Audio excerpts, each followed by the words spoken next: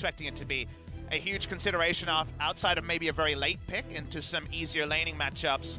How do you lane as Sword is something we're wondering, as Griffin have been unable to recreate the Urgot days, so they could just pick Urgot or Scion and be fine. They might even just try Urgot on patch 9.5. The buffs on 9.6, overall rework and power seems to be a buff, so maybe 9.6 they get the Urgot back, but Sword really did stick out like a sore thumb. Even with counter pick against Keen, it just wasn't working out. Now Tal is an easier assignment, but already they're double banning top lane, even though it is a flex Vladimir in the first round. Yeah, and the Ryze being banned on the blue side then followed immediately by the Vladimir is interesting. Normally you see the Ryze banned and then it lets you pick up the Vladimir without too many repercussions, but it hasn't really been a Sword champion. It's been mostly Viper that's been performing on the Hemomancer, so Griffin are going to ban that one away, and Tal is very, very strong on that pickup. Has been able to get those flanks in order to win the games.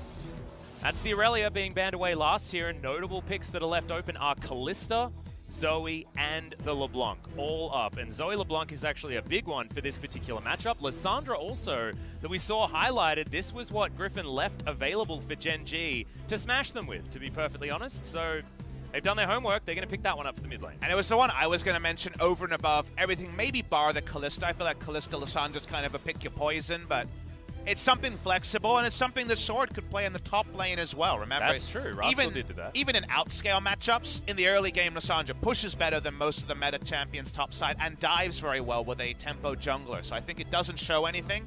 And like the desk analyzed, you mentioned this as well, recent win rate for Lissandra as a first pick has kind of been right up there in terms of priority. Speaking of priority, this is a change in week 9 of the LCK of 10.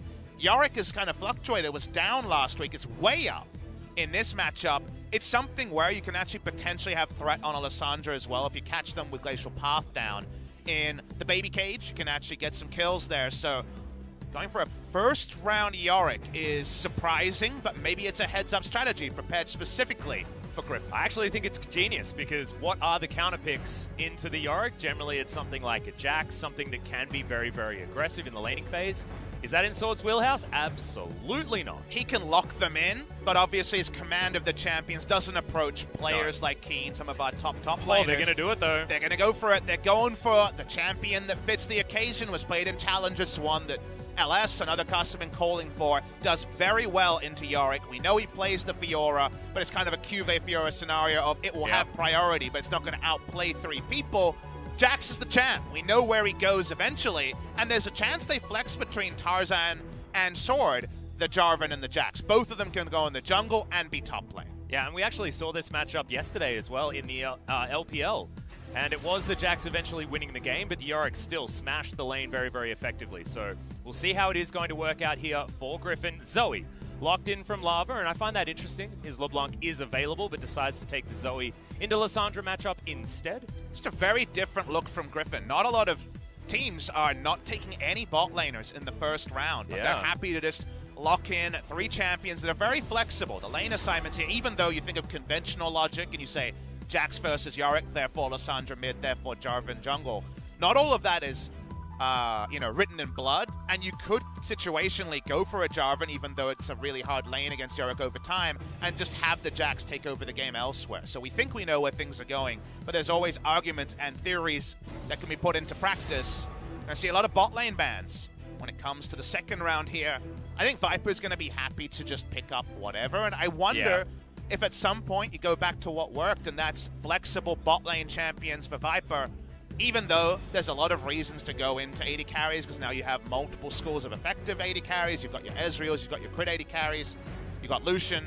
The Lucian's going to be banned, and you can still go into the non-80 carries if you can play it out, and we know Griffin can play them out. Second ban of Alistar here is actually focusing on Lehends. So Galio, Alistar, Thresh are banned away, but it is a bit peculiar as an actual ban. Yeah, I'm very confused, just because it would have worked out so well in the hands of Key. We'll see whether this means that they're going to aim for something like that Braum pickup, as Lee Sin is banned away from Bono. That's his 2 effective champions now taken off the board, in theory, but Bono does still have his Zac in his back pocket if they do want to play more of a scaling game. And Rek'Sai is something he's still practicing, even if it hasn't been effective on stage. Depends what point of the game you think you're focusing on, and without knowing the bot lane, Griffin do have an outscale top laner, but otherwise things are pretty flexible. The Zac obviously gives you a lot of insurance when it comes to level 9 onwards, but there's potentially a target here that Jarvan could look to exploit. Oh my Griffin, goodness, he's just doing it. And that's the Morgana locked in alongside the Vayne. Okay, we'll see whether this is actually going to be able to work. The Black Shield can be very effective. And it's a team comp that sucks against Baron, that's for sure. Lissandra can't chip the minions away as easily when Baron buff is being worn, and you offer no wave clear on the Vayne. Oh, Counterpick support. Key plays a lot of one-offs. Bard is available here. Nami is one that we saw come away last week. So there's a lot of chances you could focus on lane. Nami's very good against Morgana because Black Shield holds almost no value. He's poke it away with the W. The ebb and flow can do a lot. This is the old school Kalista lane that evolved after the hard engage Alistar. We had Nami for the ability to frontline and then be disengage Fate's Called rather than engage Fate's Called. Interesting here, so Hanwha Life get the 2v2 guarantee in the bot lane. Yorick is strong against Jax until he's not. There's a tipping point, but it's around 20 to 25 minutes into the game. Zoe's strong against Lissandra, so there's actually a lot of early priority for Zac to probably get away with his usual farming style. And then you've got Zac against a lot of short-range champions, and there's wave clear problems on the side of Griffin. So Griffin do have some nice things on their side. It's not a game 1 in draft, but you look at Hanwha Life's red side draft and you say, good job. Yeah, I actually really, really like it. I also like Nami having the extra protection of the Fate's Call, because normally you get the Fish Lady on your team and she just gets completely smashed if she's ever caught out of position. We actually saw that in the hands of Tucson. He was targeted very effectively, and now they've got that big buff. Nami is a god champion in the laning phase, but when the mid game comes around and she has to roam to lanes, she doesn't roam very well, she doesn't ward very well because she just dies, like you mentioned. However, Fate's Call means you can lead with your face, you can poke from the front and get out. So that's what the Kalista provides. Good situation to be thrown in if you're winning as well. Yep. It's not her usual spot, but she'll take it. Yeah, absolutely. Very exciting to see how these are going to work out, but it's a little bit of a worry for you Griffin fans out there because of all of the extra early game lane priority that Hanwha Life will have for themselves. I'm looking towards that top lane. I'm looking to see whether Sword can actually punish this Yorick matchup, because we know Tal is so good at this champion and Sword needs to prove himself on the counter pick. A lot of questions to be answered here as we get into game number 1.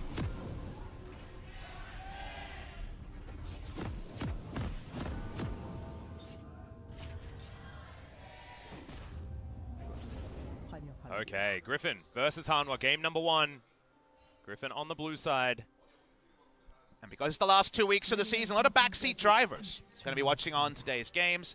If Hanwha Life lose and Kingzone have any victory, they are guaranteed to be in top 5. They will make playoffs. So Kingzone, you would say, based on the nameplates, based on the score lines, are favored to join the playoffs. SK Telecom T1, if Kingzone lose their series later today, are guaranteed top 3. Thus, they will skip over the all-annoying best-of-3 wildcard match that opens up the playoffs here. So terminology can be a bit tricky in Korea, but a lot of potential ramifications of today's games. We're guaranteed something to talk about at the end of the day, and we get something to talk about in the laning phase. Griffin second-rounded the Vayne Morgana. And what that means is Morgana, I mean, it usually guarantees that Vayne will have a farm lane because you plug and play a Braum or some sort of tank support that's about an all-in threat, and Morgana is the shield to that. You think of the Caitlyn Morgana meta to answer Zyra Khan. However, the next level on that is to go for a laning support like Nami, who doesn't care about the Black Shield like those all-in supports that have no lane presence outside of an all-in. Therefore, the Nami was taken to further guarantee the lane. And I like the fact that Key, just like his Bard games, is happy to be bold and play for lane. Yeah, and also Key is just a fantastic caster support player.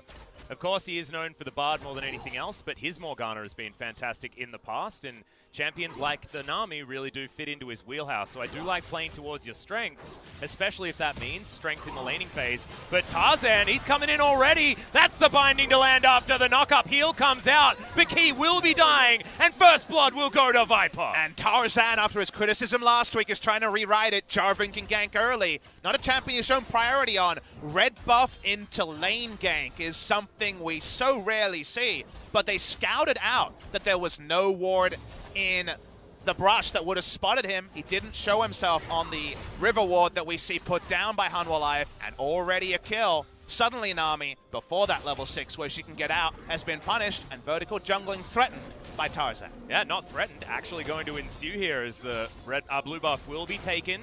Lahen's going to turn up, Dark Binding going to help him out.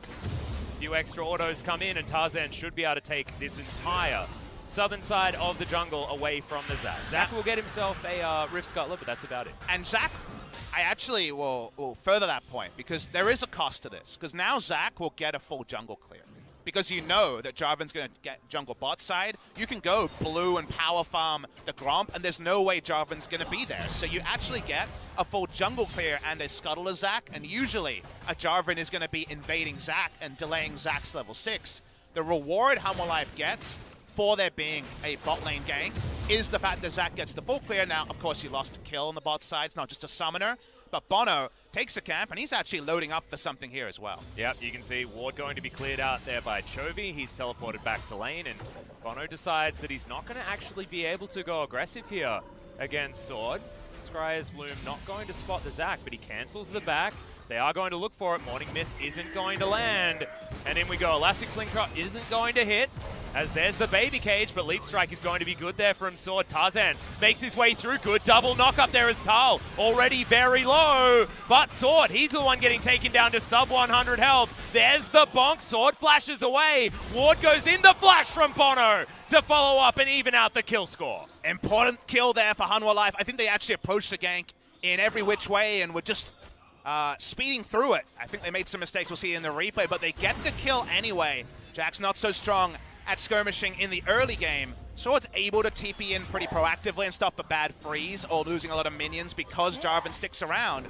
Answering kill to Hanwha Life, and Bono picking it up and getting some more gold is important because Jarvan will have more camps to clear. Yeah, and he's not going to have his top side of the jungle removed, as let's check this one more time. So level 3, you don't have much engage range. Watch when the CC is used. The fact that there's a leap strike out of the cage means the cage is used very early in this case. I think they kind of conspire to get the lowest possible value out of their abilities, and yet Sword is squishy. Tal gets a nice fat flash off, and the CC landing here is enough to get the kill onto Bono. So Bono gets the level 4. Again, his level 6 is going to be earlier than expected when Zac was drafted into Jarvan, but the counterpoint is that bot lane should also be more farm than expected on Viper, and also a kill to Viper because of the level 2 gap. Yeah, absolutely. Sungyun, he's going to go back to base as we can talk about the bottom side of the map.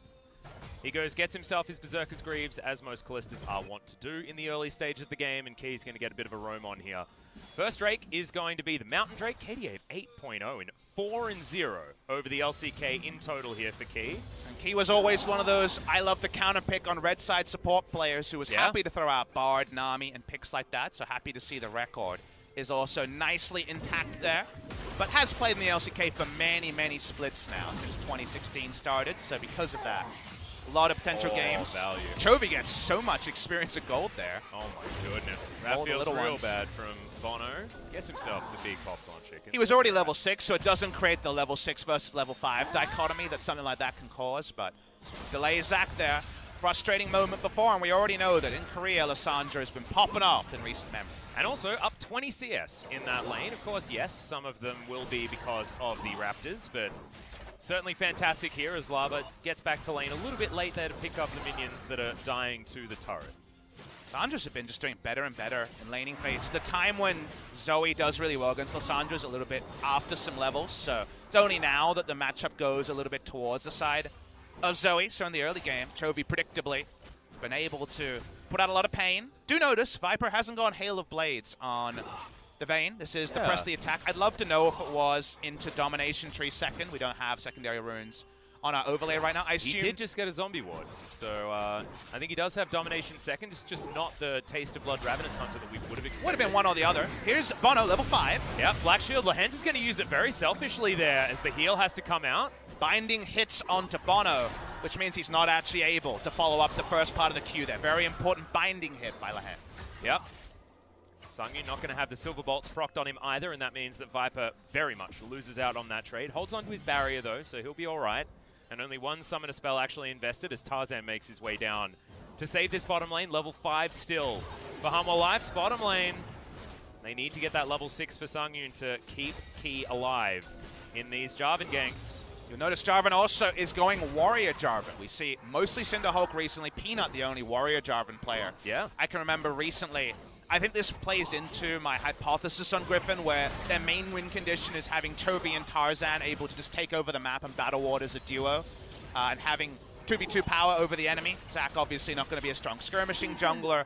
Warrior Jarvan plus just AP stacking Lissandra is going to be huge burst damage. Speaking of huge burst. Yep, finding he's going to go wide, but look at the explosion of damage. Tarzan takes out the Kalista basically instantly, and Griffin have a 2-kill lead now, bottom side of the map. And they got power to wield with a Warrior Jarvan and also Lissandra coming on. Warrior may not be done, but the damage is clear. Cleanse ain't doing nothing for Songyun. He keeps Splash.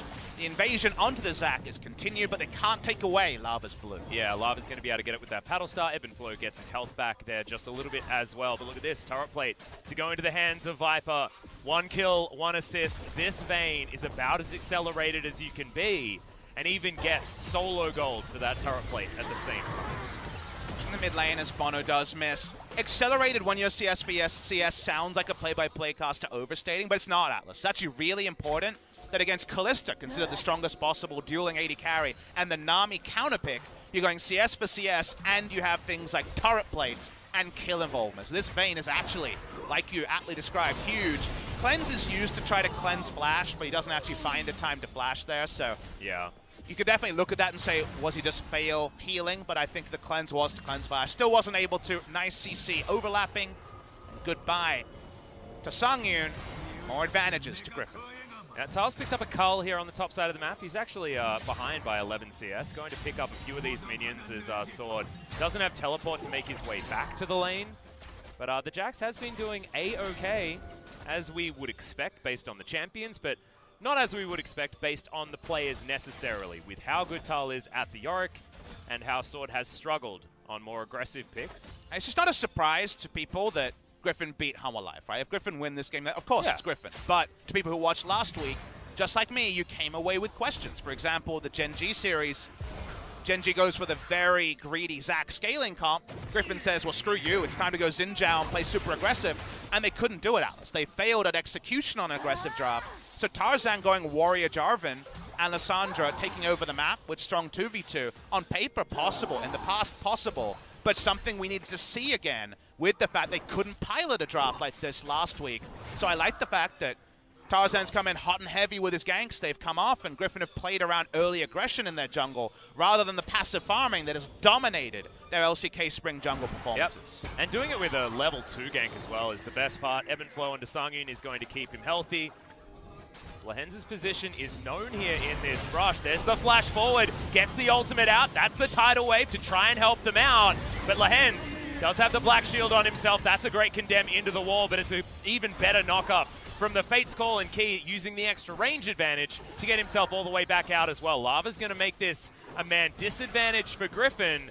That's a huge minion wave, and I just don't know whether they're going to be able to fight this one. In goes Bono one more time. Not going to be able to get the boot back because the Black Shield stays alive. Ignite down onto Viper there as Lava uses it that he picked up earlier, but another condemn into the wall. Songyun has the heal, tries to get himself away, but it's not going to work. He's going to die as well. It's 3 kills as Lissandra turns up, and Bono has to flash to safety. The teleport there, the roam from Chovy, they're always going to hit the TPs harder. They got the Lissandra. This is why she's so prized, even if some of the lane matchups don't work. They get a huge trade-up in the bot lane. Hanwha Life re-engaging with that teleport available was questionable, Atlas, and the punishment is severe. Absolutely. And look at this. Chovy gets to roam down with the teleport. He's still got a 30 CS advantage and is now 1-0-2. So the moment that Songyun and Key re-hit the minion wave, you know Bono has to be coming in with Elastic Slingshot. Otherwise, with summoners down, it's just a poor decision from Hanwha Life. Griffin know this, they respond to it, they expect it and anticipate it.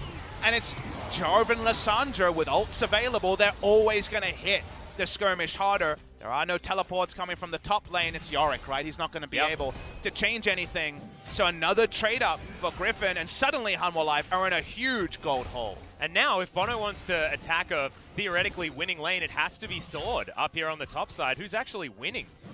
As Bono doesn't look like he can actually find a way in.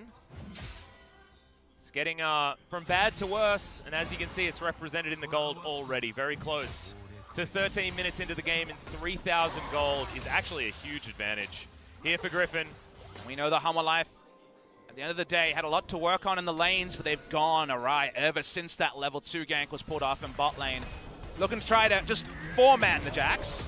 Yep, Leap Strike going to be used very, very well there by Sword to get out of the way. Tidal Wave is going to be pre-thrown, and that makes Key look very silly, but they're going to lose a tower on the bottom side. Tempo disadvantage is huge here for Hanwha, and Griffin are going to take so much. Just had that first gank attempt onto the Jax. It all looks very sloppy today from Hanwha Life. It's almost like they woke up on the wrong side of the bed. Yeah. They go in super early with the Zac. They don't wait for the tidal wave, so it just comically misses as it glides in, and then Lava's just going to be caught on the turret. Yep, hasn't actually used the portal jump yet, uses it very late as Tarzan almost goes down to the turret, but calculated. He will survive with just a sliver of health, and Hanwha, in the meantime, are just theoretically wasting time on the top side of the map, having to take so long to take down this turret, which is just a trade for the bottom lane that's going to be inner as well. And the frustrating part for the coach is they make the correct decision of, we can't lane with double flash disadvantage in the bot lane. Let's just go and pile up onto Jax's lane. He has a lot of things, but not wave clear. We'll get objectives and guarantee some gold pre-14 minutes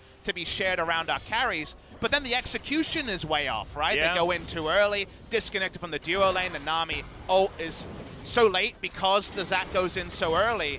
The coaching there was the smart move. They make the right counter rotation, but the execution is wholly off, and you're going to have to really wake up these players. Maybe some prescriptions of caffeine between games going to be needed, because if they don't wake up, this series could be over in an hour and a half. Yeah, we can actually hear a lot of the fans getting a little bit excited, and I think that might be aiming to try and wake up Hanwha Life Esports. I find it very interesting because, you know, here at Lowell Park, we've got the new cold brew that actually is very, very strong. You know, no ice this time around, and so therefore, far more caffeine for your buck. I mean, our eyes are on. We had our oh, yeah, portions of caffeine. We are cold brew fiends over here. I think you're on the coffees these days. Yeah, I'm a bit of a latte guy myself. That's from being a Melbourne boy. You know, we like a bit of milk. Again, the question should be for the Hanwha Life players, milk or no milk. It should not be coffee or no coffee. Yeah, exactly. They've just been really off the boil here, and that's why Hanwha Life has always fighted to deceive, because in the clutch, this happens more often than not. I don't know if they're in their own heads, but right now they've just been so second best in the first 15 minutes to a team that's usually pretty slow to start themselves. Griffin's game 2s were the ones you were scared of, not their game 1s. If you remember, it was an 8,000 gold lead for Hanwha Life that had to be overthrown by Griffin the first time these two teams played. Feeling like a long time ago when Griffin had the 5,000 gold lead this time. Bono is going to be able to escape there using the blast cone and the elastic slingshot. Looked a little bit dicey for the Zac, but thankfully has a bit of a long disengage range. Sword here on the bottom side of the map just having a great time. On the Jax, we saw this yesterday, RNG piloting the Jax, but a large reason why it didn't necessarily crush the lane is because he had Uzi on his team, and Uzi gets priority in all side lane farm from about 9 minutes into the game. So it's probably why Amazing J wasn't able to get himself too much of a lead.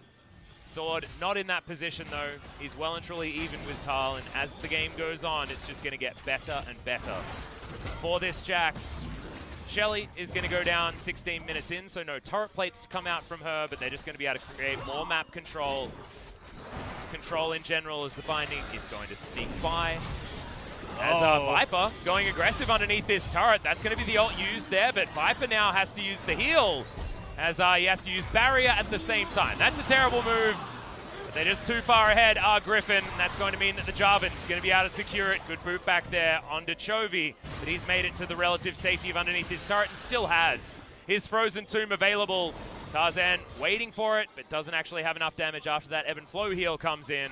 The Jarvan may be overextended just a little bit, and the bottom lane has remained top side of the map, but Bono's not going to be able to attach his Stretch Armstrong arms to that ward in time. Hanwha get nothing. Tarzan able to clean up the mess that Viper and Lehen's begun. Their turret dive was ill-fated and almost turned on. Lister flashed in for a kill and found a Jarvan, not the Prince he was looking for. Goes down in that one, and now they continue to push up.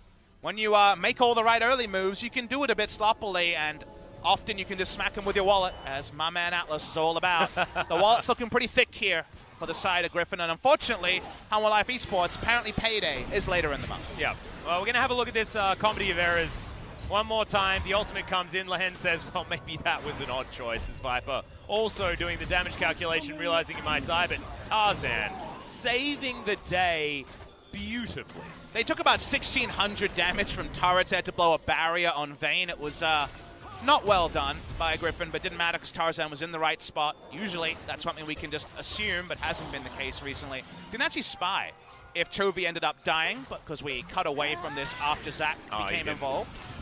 But they got the stun done here. Bono gets the flash in, but still tanky. The Aftershock only wears out towards the end of this. You can see it on the screen, timeout there. So actually, like you mentioned, very healthily able to disengage. That gold lead, it's almost Hanwha Life territory. It's almost 8,000. Yeah, and look, Hanwha are going to have to do their best Griffin versus themselves impression if they want to come back here.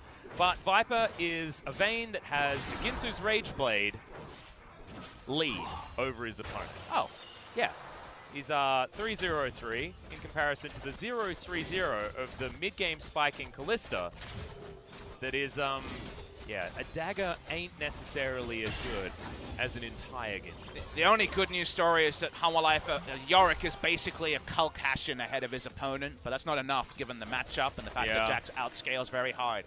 As the items come in, and in every other lane, it's basically a 2,000 gold lead where it matters. So because of that, Hanwha Life are in disarray, map control. This could be one of those maps that 70% of it, every jungle camp, bar maybe the Wolves or Krugs, is going to go the way of Griffin. They've got Chovy in a side lane that right now, with a TP that Lava can't answer, kind of feels like all the dominoes are set up, and Griffin should be getting a lot of free objectives off the back of a very smart first 20 minutes. Yeah, precisely. It is going to be a Cloud Drake. Not exactly a favorite, especially if you have a chat to LS about Dragon priorities, but 8,000 gold in the lead, bit of extra movement speed should be pretty good here for Griffin, and they'll just basically take everything that they want. 30 seconds until Baron rears his ugly head. And that could be the next target here for Griffin to try and put the last nails in this coffin.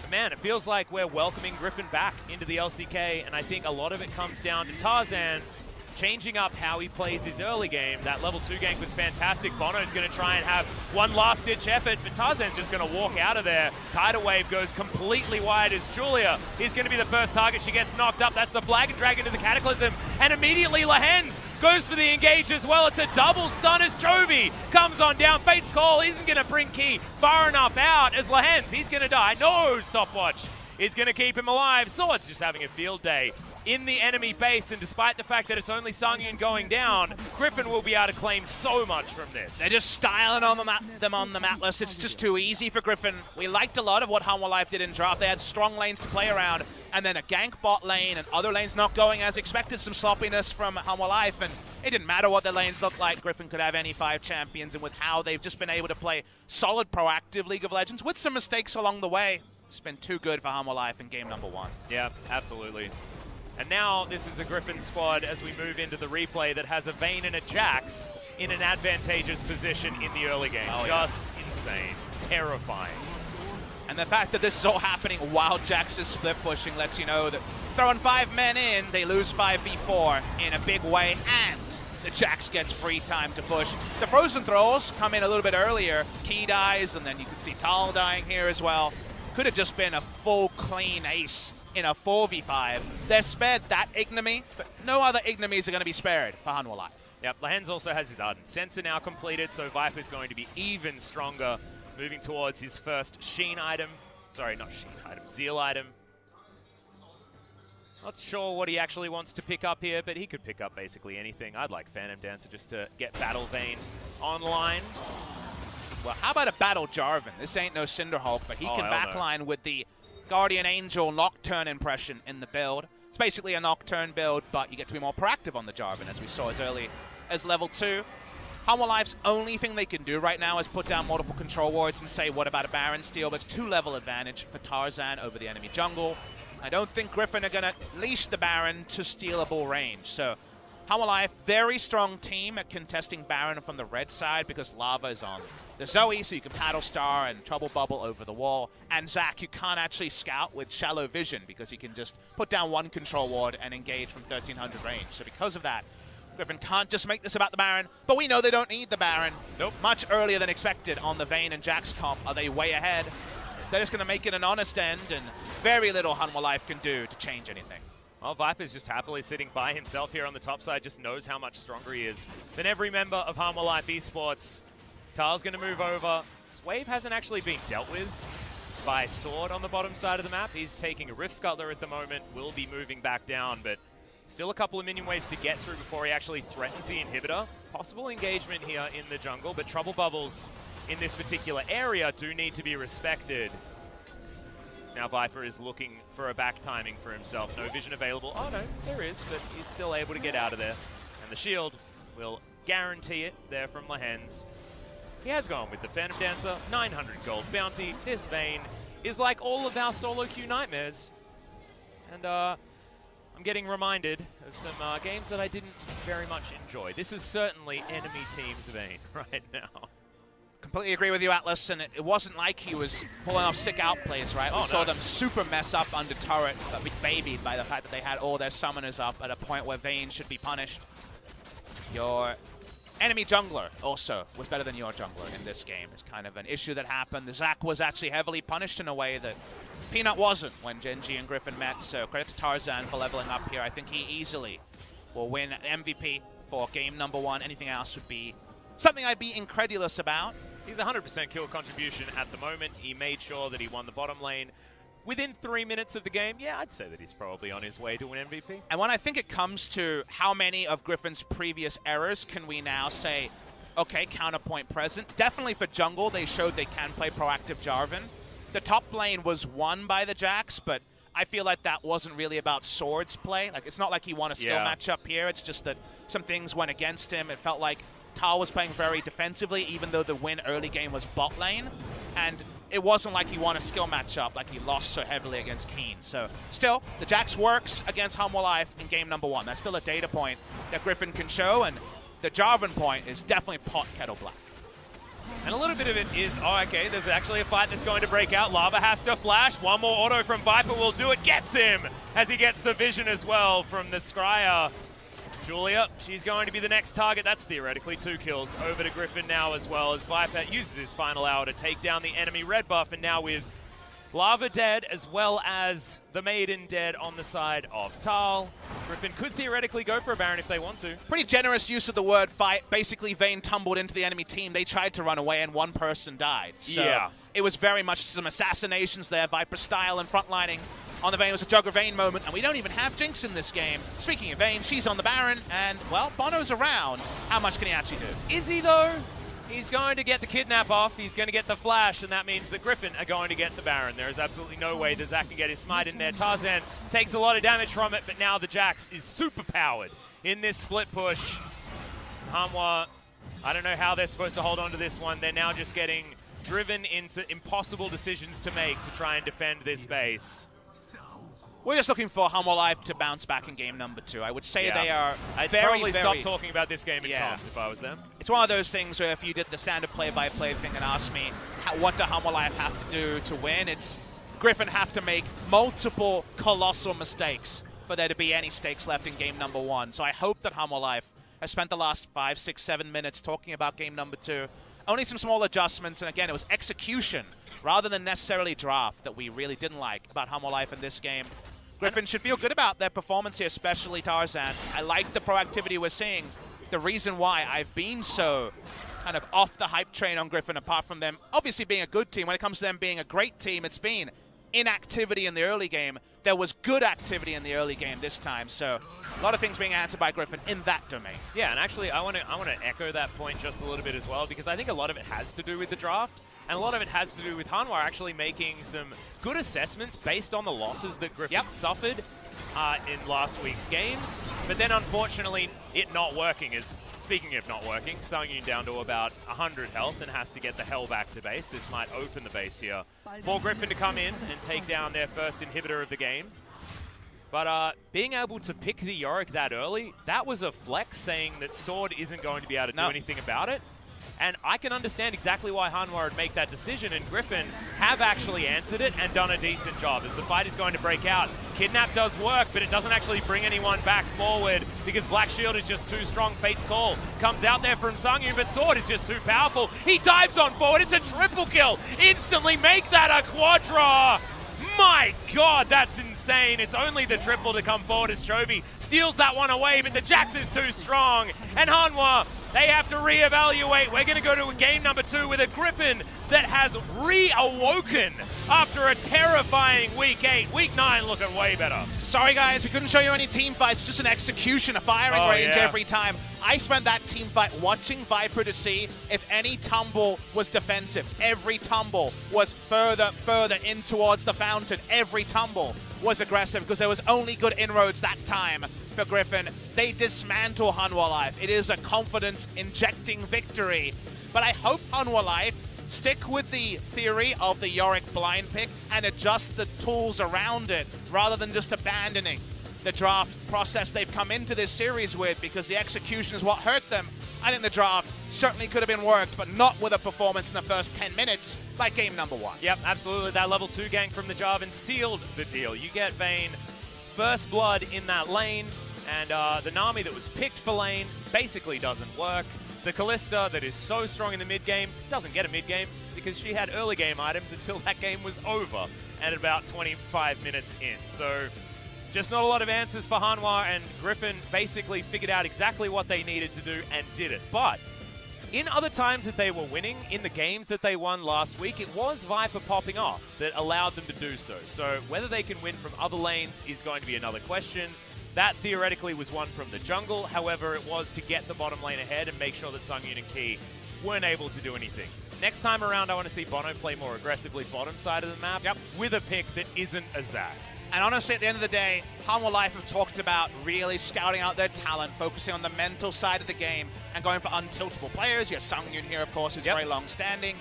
Game 1 is the sort of game where it should be very easy for Hanwha Life to throw it out. Look at the damage numbers here, just the sheer lack of damage altogether for a 27-minute game from Hanwha Life. But the point I'm trying to get to is, this game as a pro player should be, okay, this game was over at 6 minutes, throw it out, reset the mental. This should be an easy reset. This was not the tilter of being 8,000 gold ahead and then penta-killed by Viper in a comeback. This was lost very early in the piece, so hopefully Hanwha Life show a completely new side in game number 2. Yeah, they actually, you know, they can say that we went for a strategy that had merit and then it didn't work, right? And that's totally fine. So this isn't one of those tilting games, and I'm glad that you bring that up, because we could still have a bit of a corker for a game number 2. We'll see whether Hanwha can actually bounce back and whether or not blue side, as it has been in first series, is actually going to work out. Ladies and gentlemen, this is still potentially a series.